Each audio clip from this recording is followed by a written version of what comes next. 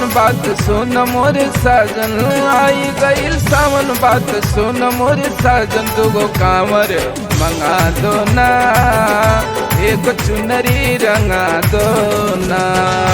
दुगो कांवर मंगा दो ना, एक चुनरी रंगा दो ना। आई गईल सावन बात सुन मोरे साजन, आई गईल सावन बात सुन मोरे साजन। दुगो कांवर मंगा दो ना, एक चुनरी रंगा दो ना। दुगो कांवर मंगा दो ना, एक चुनरी रंगा दो ना।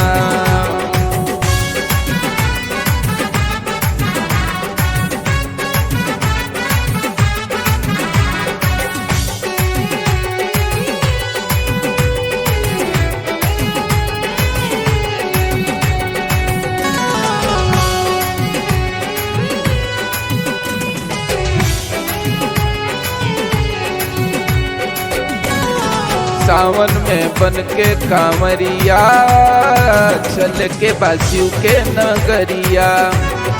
बोलबम के भजन सुनत में कट जाई सगरी डगरिया।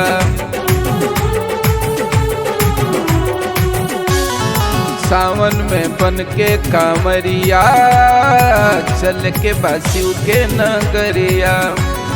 बोलबम के भजन सुनत में कट जाई सगरी डगरिया। मान बात मोरा पिया करी ने निहोरा, मान बात मोरा पिया करी ने निहोरा। दुगो टिकट कटा दो ना, एगो चुनरी रंगा दो ना।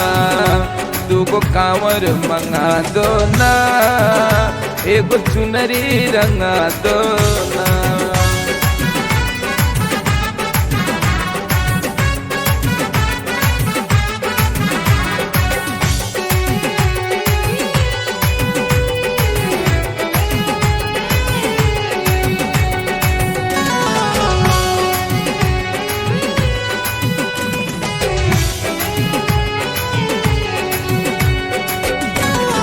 जाता लोग देवघर नगरिया, सुनवा के पापाया मम्मी। हमके ना तू ले जाला, बोल का हमरा में कमी। जाता लोग देवघर नगरिया, सुनवा के पापाया मम्मी। हमके ना तू ले जाला, बोल का हमरा में कमी। पौवा दुखाई तोहर देहब हम दबाई, पौवा दुखाई तोहर देहब हम दबाई। हमके देवघर देखा दो ना, एगो चुनरी रंगा दो ना। दुगो कांवर मंगा दो ना, एगो चुनरी रंगा दो ना।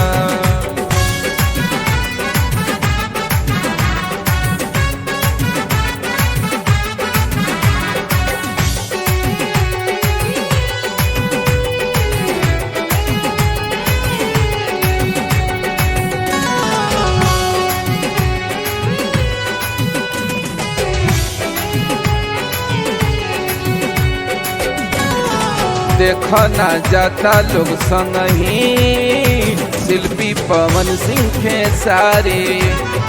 बेतिया से बाबा मनोज जी, जाता रे साहेब तिवारी।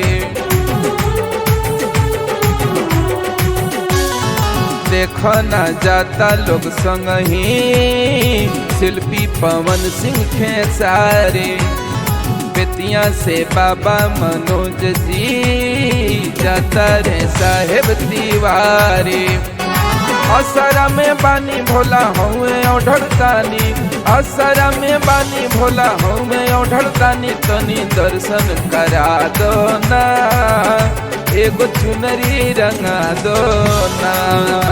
दुगो कांवर मंगा दो ना, एगो चुनरी रंगा दो ना। आई गईल सावन बात सुन मोरे साजन, आई गईल सावन बात सुन मोरे साजन। दुगो कांवर मंगा दो ना, एगो चुनरी रंगा दो ना, दुगो कांवर मंगा दो ना, एगो चुनरी रंगा दो ना। Recording by Ishu Raj studio. Mobile number 99 348 64 461।